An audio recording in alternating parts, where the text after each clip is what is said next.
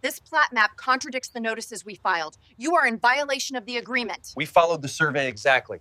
I suggest you talk to the county office. At 6:12 a.m., cold air bit my ankles as I opened the front door and saw a parade of orange screaming from my porch rail. 22 plastic tags, curling in the breeze like loud fish. A pickup idled at the curb with amber lights pulsing on my wet street. I smelled fresh asphalt and someone's sharp coffee. Karen from the HOA stood on the walk with a clipboard and a grin that said she had been waiting for this all week. This is what set the fight in motion, and it got a title in my head before sunrise. HOA stormed my porch with 22 orange tags. Then I filed the plat map. The tags were for everything. A chipped stair. A ceramic frog. A string of bulbs, unplugged. Even my door color, which our painter matched from the sample book on May 3, 2024. Karen wagged her pen at me like she was directing traffic. She read off numbers and fines in a voice that could cut glass. I asked a simple thing. Show me the rule and show me the boundary. She laughed through her nose and told me to read the packet I never got. I tried to reason. I asked for a meeting. I sent 3 emails and left 2 voicemails.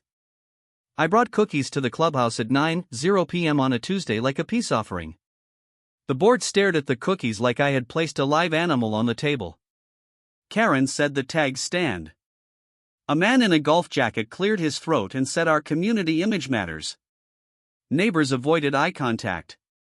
Nina from 2 doors down whispered later that she was sorry but she couldn't get on their bad side again. Some folks had 6 tags.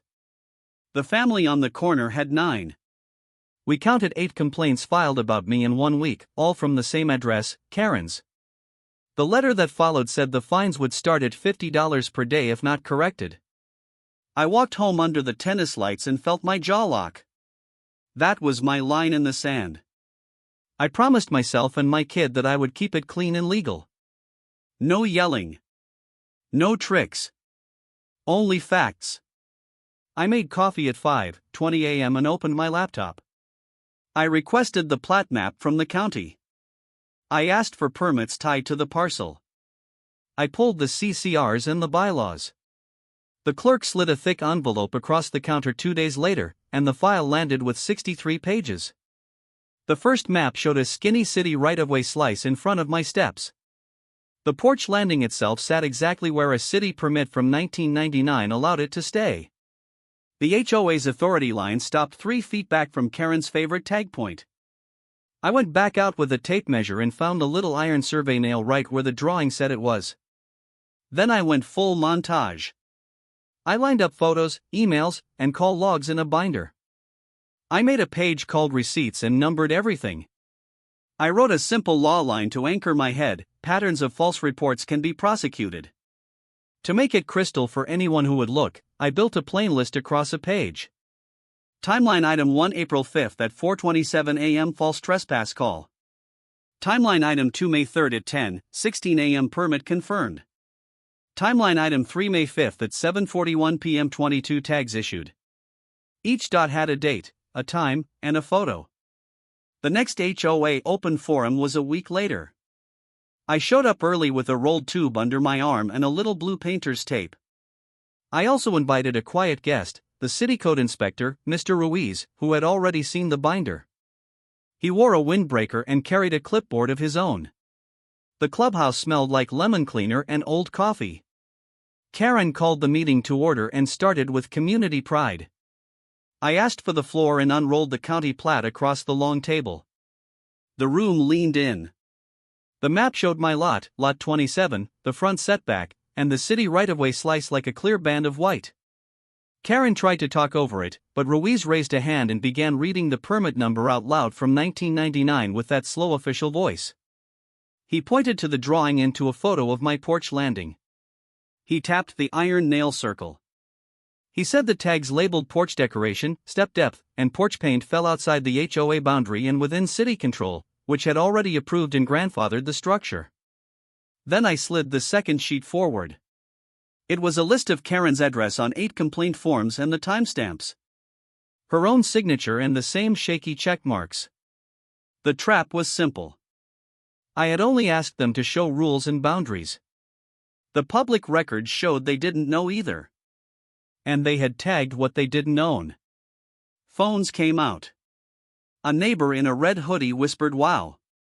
Someone giggled. The golf jacket man said that can't be right, and then stared at the plat like it was written in Martian. Nina filmed the whole table. Someone in back whispered, "Karen, sit."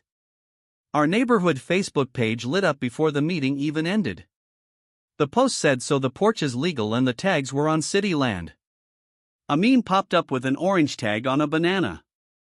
Comments stacked, 12 in an hour, then 50. People wrote about their own tags. One said my tree was tagged twice, and it's a city tree.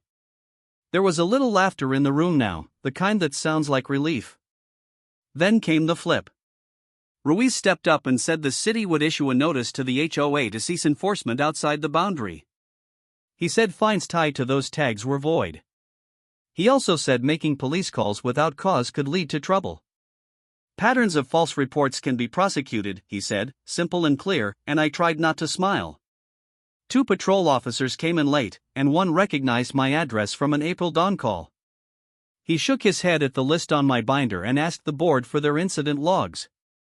Karen's jaw clenched so tight I could see the muscle jump. The board voted right there to suspend the orange tag program until council reviewed it. They asked Ruiz for a training session on plat maps and easements. I walked out into the warm night air and felt my shoulders drop for the first time in weeks. It wasn't fireworks. It was quiet. The next letter from the HOA said all fines tied to the 22 tags were canceled and my account was credited $150 for raw and late fees. A week later, the board posted a new policy about boundaries, permits, and how to check them before any tag. Karen resigned as compliance chair on a Sunday. She still walks past my house, but now she stares at her phone. We had a block potluck to unclench. Kids drew chalk houses on the sidewalk. Nina brought lemonade and said she slept through the night for the first time in a month. I fixed the chip in the stair on my own time and left the ceramic frog where it had always sat. Once, at 7:32 p.m., the amber pickup rolled by and kept rolling. Peace is not dramatic, but it is sweet. All it took was a binder, a plat map, and a little daylight.